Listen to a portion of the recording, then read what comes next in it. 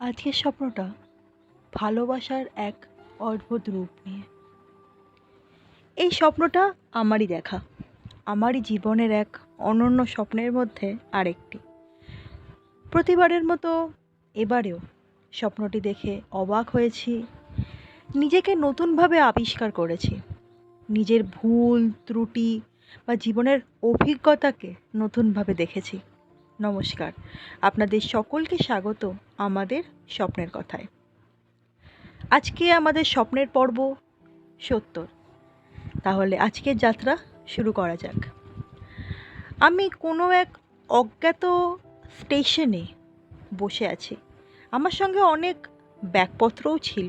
বোধহয় আমি কোথাও যাচ্ছি। কোথায় যাচ্ছি তা আমি জানি না, তবে কোনো এক স্থানে আমি যাচ্ছি এবং আমার নিজেকে দেখে বেশ সফল একজন মানুষ বলে মনে হচ্ছে যে আমি জীবনে অনেক খ্যাতি অর্জন করেছি। হয়তো আমি খুব সফল একজন, ঠিক যেমনটা প্রতিটা মানুষ হতে চায়। আমার সঙ্গে আমার মনের মানুষ আছে, অর্থাৎ আমার জীবনসাথী। সে কেমন সেটা ঠিক প্রথম মুহূর্তে আমি বুঝতে পারিনি, তবে তাকে যে আমি ভীষণ ভালোবাসি সেটা বুঝতে পেরেছি আমার স্বপ্নের চরিত্রে। আমার সঙ্গে আমার পরিবারের কেউ বা আমার মা নেই, আমার সঙ্গে কেবল আমার জীবনসাথী আছে। স্টেশনটি বেশ অন্ধকার। ওই এক ধরনের লাল লাল আলো হয়, বাল্ব, সেই লাল লাল বাল্বের আলো টিম টিম করে জ্বলছে। একটা ওভারব্রিজ আছে, বেশ কিছু বেঞ্চ আছে বসার জন্য। বেঞ্চ বলতে সিমেন্টের যে বাঁধানো বসার জায়গা থাকে সেরকম। বিশ্রাম ঘর বলতে তেমন কিছু দেখতে পাইনি, কেবল দেখেছি আমি টিকিট কাটলাম, তারপর আমার জীবনসাথীর সাথে আমি কথা বলছি। তাকে দেখতে ভারী স্নিগ্ধ, তার কথাবার্তা আচার আচরণ খুব ভদ্র, সরল, সাদাসিধে, ঠিক যেমনটা আমি চাই। তার সঙ্গে মনের সুখে কথা বলে যাচ্ছি। এরপরে কি হয়, দূর থেকে ট্রেনের আলো দেখা যায়, এক্সপ্রেস ট্রেনের আলো। সেই আলোর সাথে কানে একদম তালা লাগানোর মতো ট্রেনের হুইসেল। আমি বুঝতে পারি আমার যাওয়ার সময় হয়ে গেছে, অর্থাৎ ট্রেনে চেপে আমার যাত্রা শুরু করার সময়। এবার উঠে পড়ি ট্রেনে। ওঠার আগের মুহূর্তে আমার জীবনসাথী, অর্থাৎ আমার ভবিষ্যতের বা বলা ভালো স্বপ্নের যে ভালোবাসার মানুষ, সে আমাকে আলিঙ্গন করে, জড়িয়ে ধরে।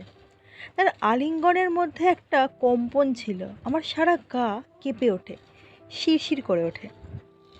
যেন মনে হয় আমার মায়ের পরে এই প্রথম কেউ আমাকে এতটা স্নেহ ভালোবাসা নিয়ে জড়িয়ে ধরলো।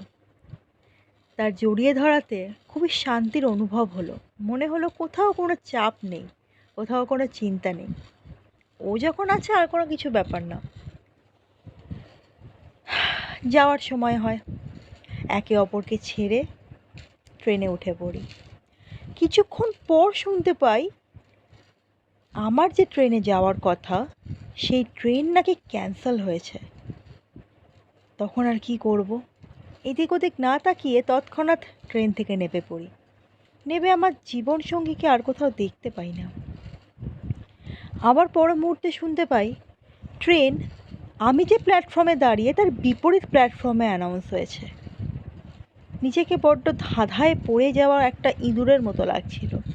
কি করব, কোথায় যাব, কিচ্ছু বুঝতে পারছি না। এমন সময় একদম ফাইনাল একটা কোথা থেকে জানি একটা ফাইনাল কথা আমি শুনতে পাই, ট্রেন আজকের মতো বাতিল। একটা স্বস্তির নিঃশ্বাস ফেলি, কারণ আমার ভালোবাসার মানুষের সাথে আরও কিছুক্ষণ থাকতে পারবো এই ভেবে। হঠাৎ করে দেখি আমার চোখের সামনে আমার ভালোবাসার মানুষটির চেহারা সম্পূর্ণ বদলে গেছে। সেখানে দাঁড়িয়ে আছেন একজন মাঝবয়সী ভদ্রলোক। স্বপ্নে বুঝতে পারি তিনি আমার নকল জীবনসাথী, অর্থাৎ যিনি আমার প্রকৃত জীবনসাথী তার স্থানে ইনি নকল জীবনসাথী। একটু ব্যাখ্যা করে বলছি, আগে শুনুন, বুঝতে পারবেন। আমি তাকে গিয়ে বলি যে আমার তো ট্রেন ক্যান্সেল, তাহলে তুমি আমার সাথে চলো, আমরা অন্য কোন ট্রেন ধরে অন্য কোথাও যাই। সে রাজি হয় না। তারপর আমি তাকে বলি, তাহলে একটা কাজ করি, তুমি আমাকে তোমার বাড়িতে নিয়ে চলো, আজকের রাতটা তোমার সঙ্গে নয় কাটাই, পরিবারের সবাই ওখানে আছেন, ভালোই কেটে যাবে আজকের রাতটা, তোমার কোনো অসুবিধা নেই তো? সে পুরোপুরি ডিনাই করে, আমাকে নিয়ে যেতে রাজি হয় না। খারাপ লাগে, যাকে সবটা দিয়ে ভালোবাসি সে আমাকে এভাবে বারণ করলো। তাহলে কি আমি ভুল মানুষের কাছে চলে এলাম? তাহলে কি আমি মানুষ চিনতে ভুল করলাম? হাজারো প্রশ্ন মাথায়। এরপরে আমি দেখি আমি কোনো এক অজ্ঞাত খাবারের মেলায় পৌঁছে গেছি। সেখানে ভিন্ন ভিন্ন স্বাদের সব খাওয়া দাওয়ার দোকান, খাওয়া দাওয়ার স্টলে ভর্তি। সেখানে আমি একটা চপের দোকানে গিয়ে দাঁড়াই। সেই চপের দোকানে দাঁড়িয়ে নিজেকে এক অদ্ভুত রান্নার সামনে নিজেকে আমি আবিষ্কার করি। আমার মতো এই রান্নাটির নাম শুনলে আপনিও হাসবেন, অবশ্যই হাসি পাওয়ার এবং অবাক হওয়ার মতোই কথা। আমি সেখানে গিয়ে দেখি একজন কাকিমা খুব সুন্দর করে রান্না করছেন, চপ ভাজছেন। আমি ওনাকে বলি, কী কী চপ আছেন? উনি নানা চপের নাম বলেন। তারপর শেষে জানেন কি বলেন? বলেন দেশলাই কাঠির চপ। এই দেশলাই কাঠির চপ শুনে আমার হাঁটা এত বড় হয়েছিল যে এই হাতে হয়তো 4-5টা রসগোল্লা একবারে ঢুকে যেত। এখানেই আমার স্বপ্নটি শেষ। তবে জ্ঞান, যেই জ্ঞানগুলি এই স্বপ্নের মাধ্যমে আমরা নিতে পারি তা কিন্তু এখানে শেষ না। এই স্বপ্নর মাধ্যমে আমরা শিখতে পারি ভুল জীবনসাথী যদি জীবনে আসে তাহলে জীবন স্বর্গ থেকে নরক হতে খুব একটা বেশি সময় লাগে না। ভুল জীবনসাথী চেনার নানা উপায় আছে।